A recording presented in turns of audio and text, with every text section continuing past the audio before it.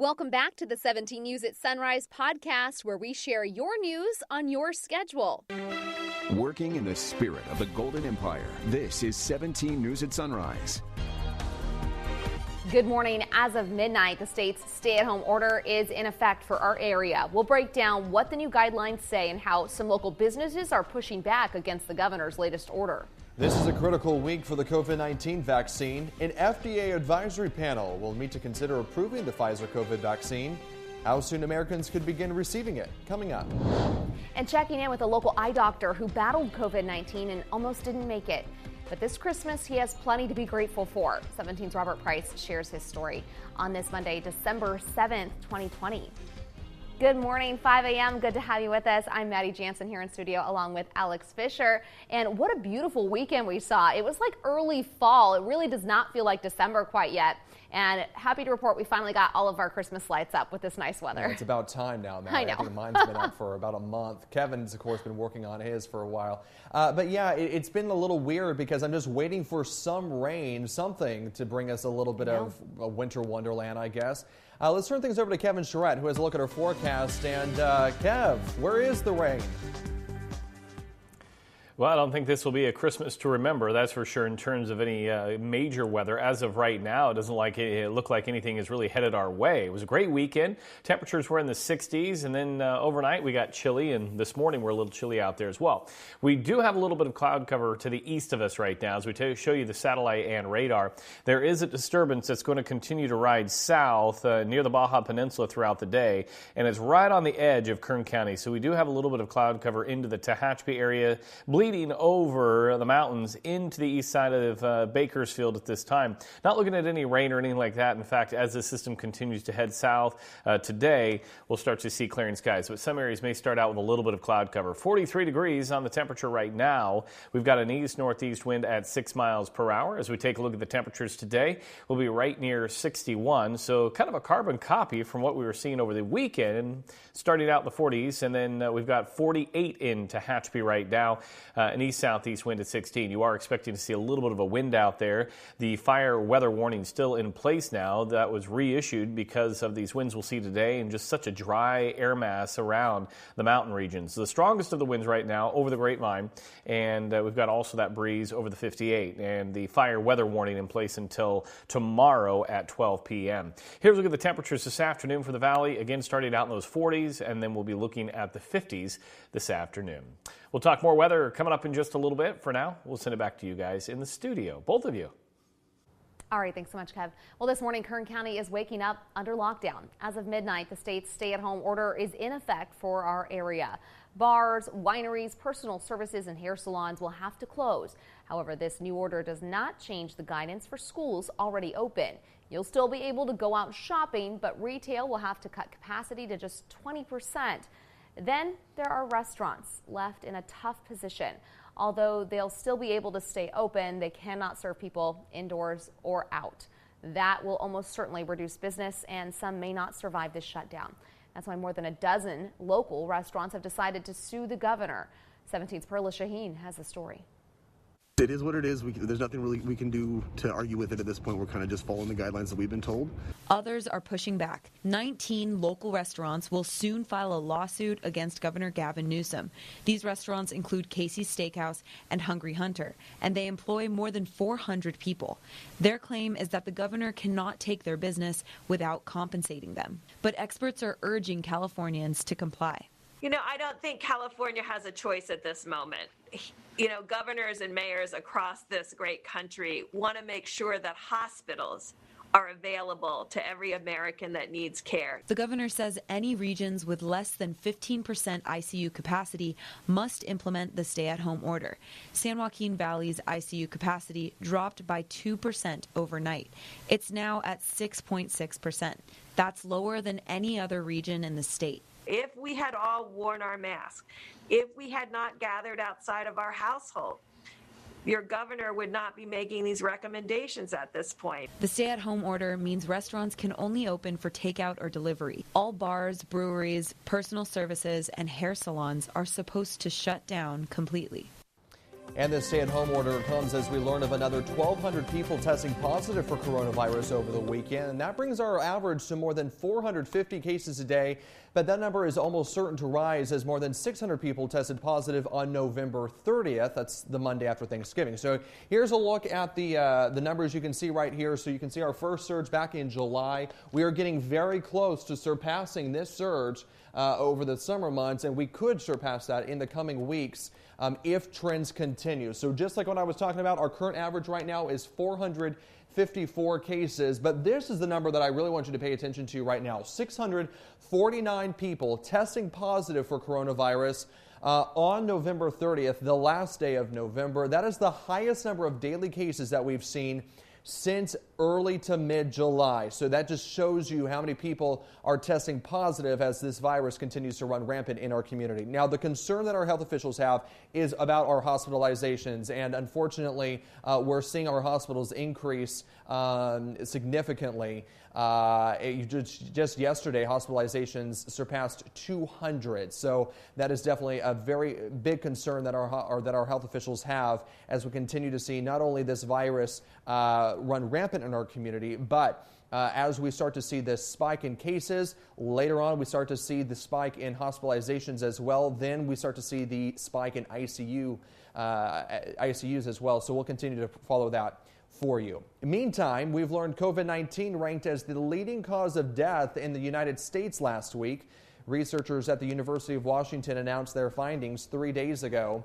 The researchers say the number of COVID deaths within the last week was 11,820, and it moved it to the top of the list. Heart disease came in second with 10,724 deaths. For the year, researchers project COVID-19 to end up in second place behind heart disease. According to NBC News data, the U.S. recorded 2,800 virus-related deaths last Thursday and more than 279,000 deaths since the beginning of this pandemic. Now, the CDC is urging everyone to wear a mask to help curb COVID-19 infections and deaths. And another way to slow the spread of COVID-19 is to get a test. Kern Public Health has an all-in-one place where you can find your nearest testing site and information that you need to know. It is an interactive map on the Kern Public Health website, and it shows you where you can find paid COVID-19 tests, free tests, and free tests that include a $25 gift card. You can also click on each testing location to find more information on appointments, testing dates and times, addresses, and contact information. All you have to do is go to kernpublichealth.com and click on the COVID-19 section. Your time now is 5:08. Today marks the 79th anniversary of the attack on Pearl Harbor. Local organizers are holding a ceremony to honor the lives lost during that attack. The annual ceremony is being held today at 10 a.m. to remember those from Kern County who gave their lives on the altar of freedom and those who survived the Pearl Harbor attack. Officials from the city of Shafter will be accepting tokens of remembrance for Harvey Havens, a U.S. Navy seaman who was on the USS Arizona that fateful day. The ceremony is closed to the public, but we will bring you coverage tonight on 17 News at 5. Hi, Alex. Good morning, everyone. We could see a quick turnaround once this vaccine's approved, but the government says manufacturing is already running behind. An FDA advisory panel meets Thursday to consider approving the Pfizer COVID vaccine. 36 hours from approval, potentially the first immunization could be taking place. We're going to focus on those most vulnerable and those most on the front lines of treating people with COVID. Making the vaccine has turned out to be more difficult than expected. The government says they're 6 to 8 weeks behind schedule, and it's still not clear if people who get the shot can still spread the virus. We don't know the answer to that very important question. The government's Operation Warp Speed, designed to push out millions of doses quickly, briefs the Biden transition team this week, while Congress tries to push out financial relief. We've got a few remaining issues. I think we can work them out. It's a deal that must come together. We don't have a choice now. The focus, people who are hungry and need help now. 12 million Americans could lose unemployment the day after Christmas. Small business loans are running out. Millions face eviction at the end of this month. We're giving relief to the landlords on the condition that the person not be evicted. The House is set to leave Thursday, the Senate next week. The rush is on to get this done. And the president's lawyer, Rudy Giuliani, test positive for COVID-19. A person familiar with this situation says Giuliani is in a hospital in Washington. I'm Tracy Potts, 17 News. Meanwhile, NBC News is reporting California Attorney General Javier Becerra is joining the incoming Biden administration as the new Health and Human Services Secretary. Becerra served 12 terms in Congress representing Los Angeles before becoming Attorney General in 2017. During his tenure, he's also focused on health care, including efforts to protect the Affordable Care Act when the Trump administration moved to dismantle it. KGET Business Watch is brought to you by Grapevine MSP Technology Services, the Valley's leading IT service provider. Welcome back to your 17 Business Watch. Animals seem to be getting pampered a little extra this year with more Americans working from home. The American Pet Products Association projects Americans will spend a record high $99 billion this year on all things pet related, ranging from food to veterinary care. And it's the coronavirus pandemic that is responsible for a pet boom in pet business. With pet adoptions on the rise and families spending more time at home with their furry friends, there's been an unprecedented growth for many pet businesses this year. And with Christmas just around the corner, pet merchandise is expected to be one of the top gift-giving categories. That's according to a survey by consulting firm Deloitte. On average, half of those surveyed plan to spend $90 on pet items. Christmas tree farms are noticing an increase in sales this holiday season as many people are choosing to ditch their artificial trees and decorate early. NBC's Danielle Kennedy has the story from Rhode Island. Finding the perfect tree is becoming a popular pandemic activity. This year is like no other. At Big John Layden's tree farm in West Greenwich, sales keep growing. And it has been absolutely crazy. This past weekend was 3 busiest days probably in the history of Big John's Tree Farm. Here, spreading cheer is a family business. We're selling Christmas trees, but we really want to sell a happy holiday experience. This year, many swapping plastic for pine needles. I'm talking 500 new customers minimum. They are throwing those old trees out. Coming from all over. People coming down from Boston, people coming from the Cape, people coming from as far west as New York City coming out here. It's amazing. And they're not the only ones. Here in Warwick, the owner of the tree lot off Warwick Ave says people were showing up to buy trees before they were even open. With everybody being cooped up inside, they want to get out. They want to make some type of normalcy in the house. And nothing says Christmas like a tree. Owner Mike Hammond says he's already sold 100 more than last year. They don't really care about the height, the cost. They just want a tree. It's where he finds joy. For the families that come in, the kids are happy. If they could decorate it right here and bring it home, they would, that type of thing. That's why I do it. Holiday traditions from one family to another. I love coming out here every year and just honoring the family and continuing the legacy. Welcome back here at 5:55. Before 2020, the stress of the holidays was limited to a whirlwind of gift-giving, holiday parties, and overeating. Now, every move we make could expose loved ones to a deadly virus. Experts say it's okay to think of yourself and your family first. NBC's Dan Sheneman has details. The most wonderful time of the year. Holidays traditionally bring a lot of fun, merriment, and connection. Is also one of the most stressful. There are so many decisions to make about getting together, skipping the holiday, and not everyone is on the same page this year. Oh, God! Families used to traditional gatherings may have to break tradition this year. So we have to come to an acceptance about that. Every family has to do their own risk assessment to decide what they feel comfortable with and what they do not. And no one can make that decision for you.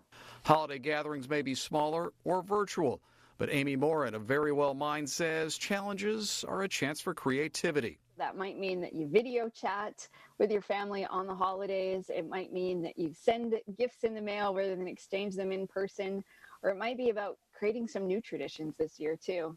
And if the holiday season is too stressful, experts say, don't be afraid to seek some help. In today's world, that might mean turning to online therapy because it might not be safe to see a therapist face-to-face, but having a third party to talk to, getting some support from someone else can be really instrumental in helping you feel better. Experts also suggest keep everything in perspective. No one has ever died from a guilt trip, but they have from the coronavirus. So we have to look at the big picture here. The right attitude can make these holidays happy and healthy. Dan Sheneman, NBC News. Working in the spirit of the Golden Empire, this is 17 News at Sunrise. The 17 News at Sunrise podcast is a production of KGET and Nexstar Media Group. For more on all of the headlines in today's show, head to kget.com.